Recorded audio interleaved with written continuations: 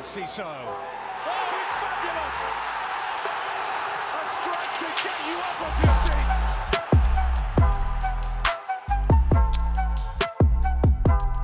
Hello and welcome to Seagulls Social match preview. Brighton versus Chelsea, our arch rivals now. They're our arch nemesis, aren't they, boys?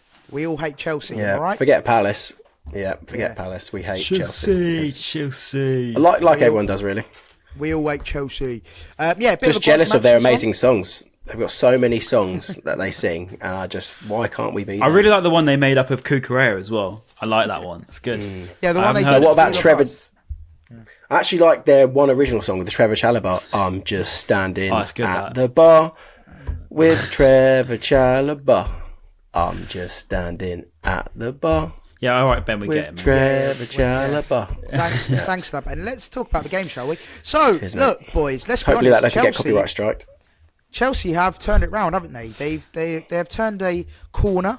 We all thought we were going to finish above them this season, but they have turned a corner and they are on a good run of form at the moment. So going into this one, they will be the favourites, sadly for us. But Ben, we do like to play Chelsea. We've had some good results recently. So how do you feel going into this one, mate? Not confident. Not as confident as that I would have wanted to be. They're on the back of 3 wins in a row. They beat Forest 3-2, beat West Ham 5-0, and beat Tottenham 2-0 pretty convincingly. Although the Forest one does give me hope because that was a late comeback, and Reece James came on, got an assist for the winner, I believe. So if Forest could take him to the wire there, so then hopefully we can as well, or even do better, because we should perform better than Forest on our day. So at home, Wednesday night, it'll be great if we could get a result and finish the season on a high. But yeah, we're playing him at the wrong time, massively. Yeah, for sure. And Ryan, I wanted to ask you. They're showing a bit of resilience recently. Like, they've had a few games where they've come back. They've shown. Well, Forest is a prime example. Obviously, the game where they came back 4-3 against Man United. They drew 4-4 against Man City. They've shown a bit of fight. Especially in some big results. And they're on a great run of form. So yeah, does that worry you as such? That the fact that they haven't got the ability to go one down and maybe come back. Cole Palmer has the ability to do all of the above. Big difference. No, listen, he's been sensational. You're saying they're a one-man team, Ryan? Is that what you're saying? I'm saying they're heavily reliant upon him. I mean, I think most Chelsea fans would agree with that. Any reasonably headed Chelsea fan would say, look, come on, Cole Palmer's carrying. And look, we can't lie. Mitoma did a pretty similar thing. We've now felt the repercussions of him not being fit, haven't we? So, they've definitely been, not reliant upon him, but they've definitely been, how would I say it? Using him a lot, and he's been very good, and they've been very good. I think he's got 20 goals, 10 assists, I believe. So over 30 goals and assists this season, which is insane. So I mean, I wouldn't.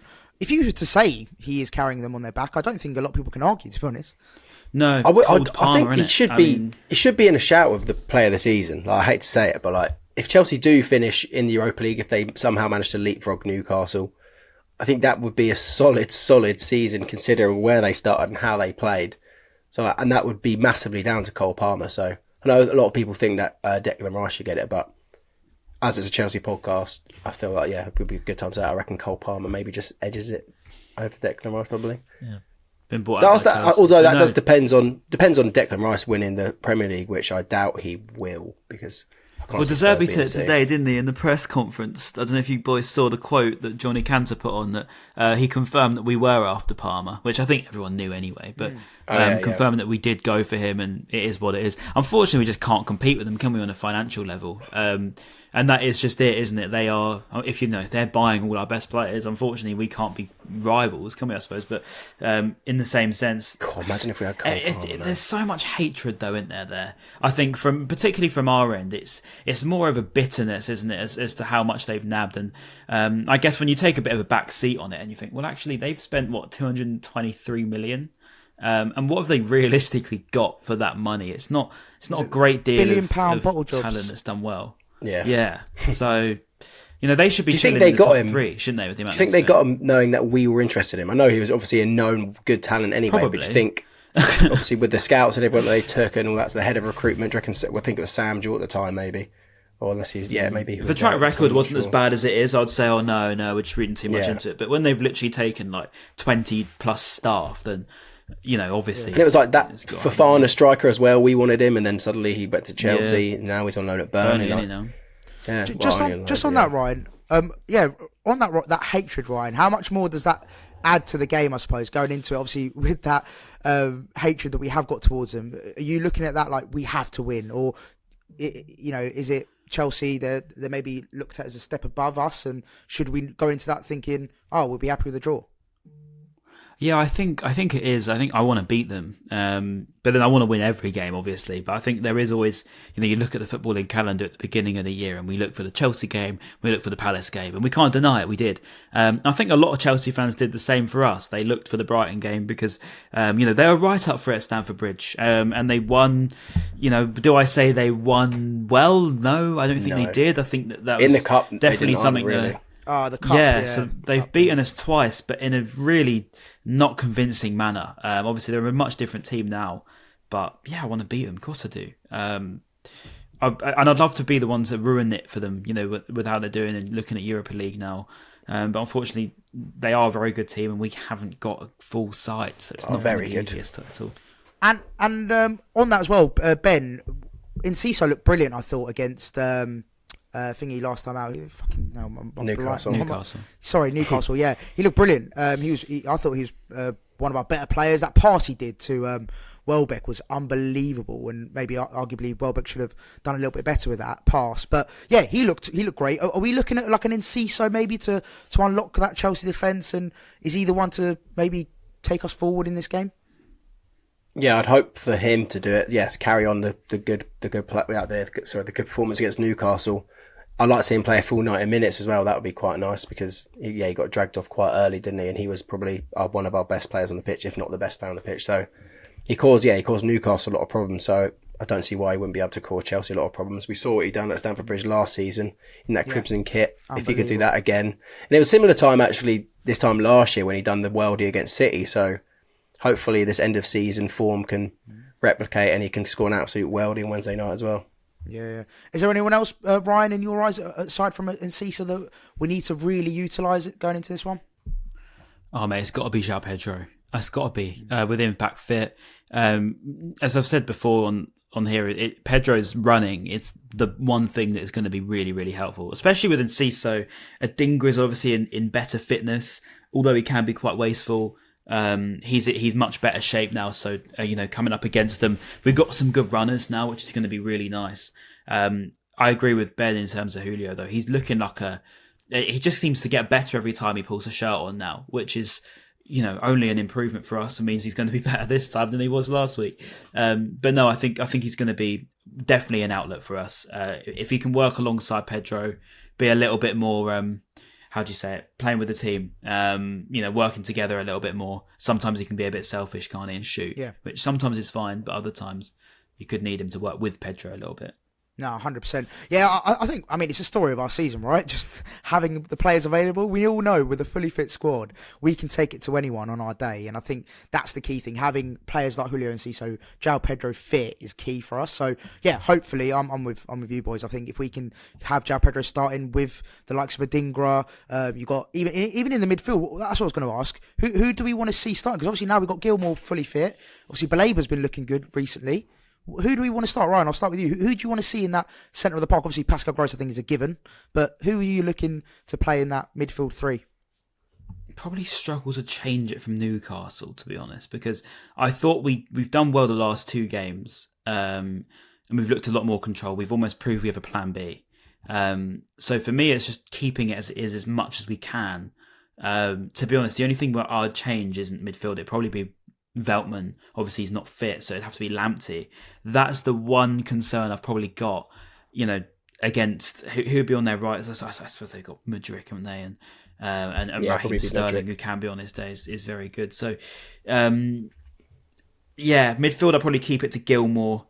Baleba probably wouldn't start, so it'd be Gross. And who did we go with last game? Who was there? God, my brain's gone completely. But I do think Gilmour keeps it together. Yeah, I'm not going to lie, I can't help you there. My brain's gone as well.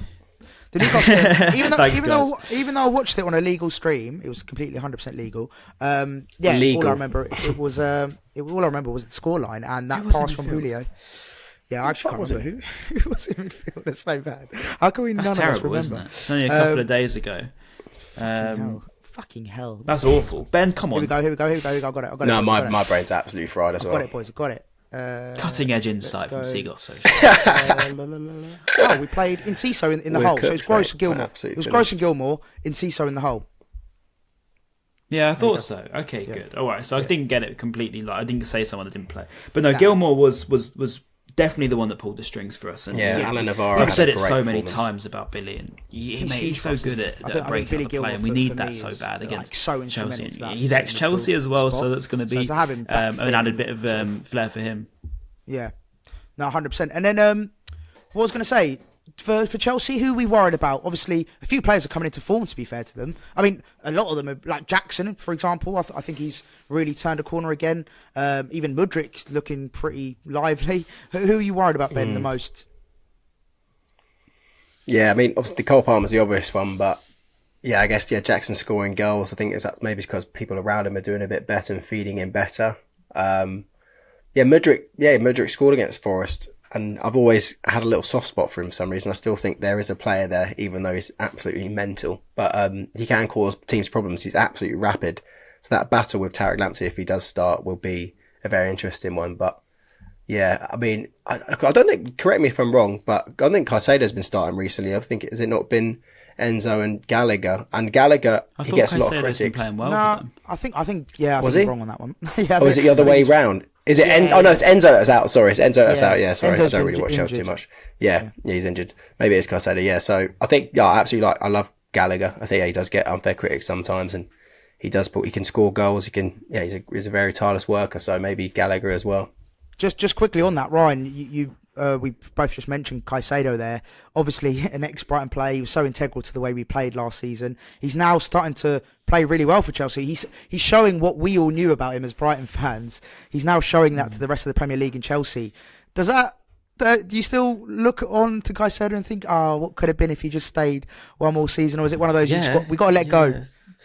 I will let go next season. I think because it's been such a big hit for us, isn't it? That midfield, and it's enabled a lot of positives. You've fast tracked the likes of Gilmore, the likes of Facundo, the likes of Carlos Baleba. That they probably wouldn't have had the opportunity if he did stay. So there's that, and you've improved a lot of the young players in the process of losing such good talent. But yeah, when you look at Moises, we all knew how good he was, didn't we? And we knew he was a world class talent. He's probably not going to get the best reception tomorrow night, which is fine by me. I don't really care who gets what tomorrow. For me, it's boos all round, regardless. It's a shame. It's a shame Sanchez isn't starting.